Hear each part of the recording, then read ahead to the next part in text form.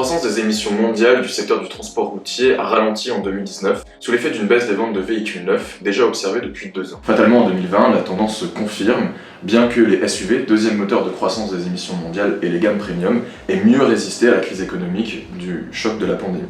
Leur croissance contribue toujours à contrebalancer les gains d'efficacité enregistrés ces dernières années. Les ventes mondiales de véhicules électriques ont moins souffert que le reste du marché. En Europe, ces ventes ont même augmenté et le continent est devenu leader du marché, dépassant la Chine qui dans le même temps réduisait ses subventions à l'achat de voitures électriques. Mais le marché des voitures électriques n'échappe pas à l'imaginaire de puissance et les véhicules lourds comme la Tesla 3 ou les SUV électriques dominent le marché aux côtés des petites citadines comme la Zoé de Renault ou la Leaf de Nissan. Les véhicules électriques ne représentent encore que 3% du marché contre 41% pour les SUV. De façon générale, la mobilité individuelle et privée est sortie gagnante de la pandémie.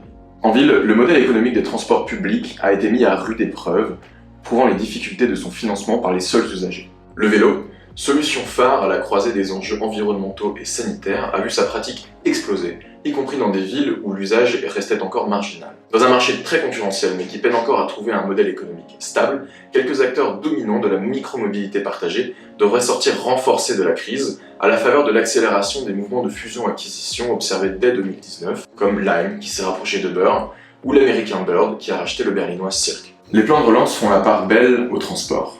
Si les mobilités douces sont soutenues, ces plans restent très favorables à la mobilité motorisée individuelle, y compris thermique. Pourtant, les constructeurs restent très éloignés des normes d'émissions fixées début 2020 et s'illustrent pour certains par leur stratégie d'esquive. En revanche, les restrictions d'accès urbain aux véhicules les plus polluants, comme à Londres, se multiplient et montrent une certaine efficacité.